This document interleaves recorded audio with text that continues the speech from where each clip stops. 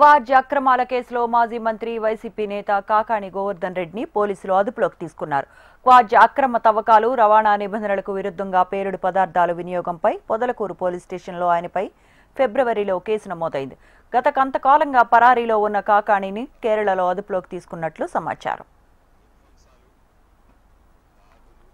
YCP హయాంలో నెల్లూరు జిల్లా వరదాపురం సమీపంలో ప్రభుత్వ భూమిని ఆక్రమించి టన్నుల కొద్దీ క్వాజ్ ఖనిజాన్ని తవ్వి తరలించారంటూ మైనింగ్ అధికారి బాలాజీ నాయక్ ఇచ్చిన ఫిర్యాదు ఆధారంగా ఫిబ్రవరి 16న పొదలకూరు పోలీసులు కేసు నమోదు చేశారు. అనుమతులు లేకుండా పేలుడు పదార్థాలు వినియోగించారని మైనింగ్ అధికారి ఫిర్యాదులో పేర్కొన్నారు. ప్రశ్నించిన గిరిజనులను బెదిరించారన్నారు. ఈ కేసులో 4వ నిందితుడిగా ఉన్న కాకాణి గోవర్ధన్ రెడ్డి ముందస్తు బెయిల్ పిటిషన్తో పాటు తనపై కేసును కొట్టివేయాలని హైకోర్టును, సుప్రీంకోర్టును ఆశ్రయించినప్పటికీ ఊరట దక్కలేదు. దీంతో గత 2 నెలలుగా పరారీలో ఉన్న కాకాణి ఎట్టకేలకు కేరళలో ఏపీ పోలీసులకు చిక్కారు. జిల్లా అధ్యక్షులు శ్రీ కాకాణి గోవర్ధన్ రెడ్డి గారి అక్రమ అరెస్టుని జిల్లా వైఎస్ఆర్ కాంగ్రెస్ పార్టీ కార్యకర్తల కాడి నుంచి నాయకుల వరకు అందరూ కూడా ఈ అక్రమ అరెస్టుని ఖండిస్తూ ఉన్నాం. ఎవరో చెప్పిన మాటను పట్టుకొని ఒక కేసులో ఒక వ్యక్తిని చట్టపరంగా ఇరికిచ్చి అతన్ని అరెస్టు చేయాలనేటటువంటి ఆలోచన చేసినప్పుడు వ్యవస్థ మీద,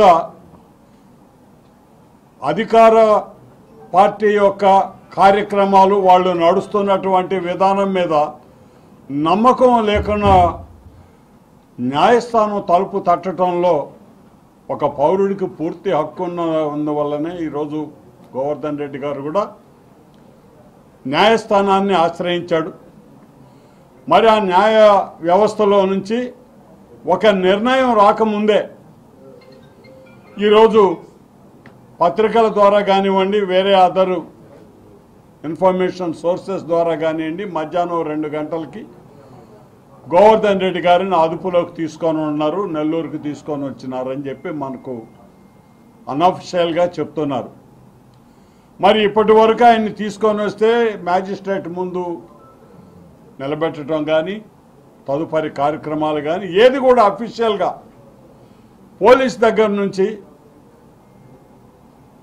పూర్తి సమాచారంతో ఒక బులెటిన్ అనేది ఇప్పటి వరకు రిలీజ్ కాల. అరెస్ట్ అయినటువంటి వ్యక్తి ఒక శాసనసభ్యుడు, ఒక జిల్లా పరిషత్ చైర్పర్సన్, ఒక మంత్రి, ఇన్ని పదవులు చేసినటువంటి మనిషి. ఈ రాష్ట్రంలో ప్రతి జిల్లాలో జరిగేటటువంటి అరెస్టు పర్వాల్లో భాగంగానే మన జిల్లాలో కూడా ఈ అరెస్టుల పర్వం మొదలైంది. అది కూడా మా పార్టీ నాయకుడితో మొదలుపెట్టారు వీళ్ళు. మరి ఈ కార్యక్రమం ఆయన అరెస్ట్ చేసిన తర్వాత పార్టీ నిదానం అయిపోతుంది, ఎవరి పార్టీకోళ్ళు సర్దుకుంటారు అనుకుంటే చాలా పొరపాటు అని మనం చేస్తున్నాం. ఒక్క గొంతు ఆగితే 9 నియోజకవర్గాల్లో 9 గొంతులు లేస్తాయి, 2 ఎమ్మెల్సీల గొంతులు లేస్తాయి, ఒక మాజీ మంత్రి గొంతు కూడా పైకి లేస్తుంది. మేమందరం కూడా ఆ ఒక్క గొంతుకి సమానంగా 11-12 గొంతులతో ఈ కార్యక్రమాలని అన్నింటినీ కూడా ప్రజల దృష్టికి, ఈ అక్రమ అరెస్టు గురించి ప్రజల్లోకి తీసుకువెళ్ళడానికి మేమందరం తయారవుతున్నాం అని చెప్పి కూడా ఈ సందర్భంగా మనం చేస్తున్నాం. రాష్ట్ర మాజీ మంత్రివర్యులు శ్రీతుడు కాకాణి గోవర్ధన్ రెడ్డి గారిని అరెస్ట్ చేశారని తెలుస్తూ ఉంది. ఇది పూర్తిగా అక్రమ అరెస్ట్. ఇది ఎందుకంటే తప్పుడు కేసులు పెట్టి వైఎస్ఆర్ కాంగ్రెస్ పార్టీలో మాట్లాడే గొంతుకుని అణచివేయాలని ధోరణితో చేస్తున్న తప్పుడు వ్యవహారాలు ఇవి.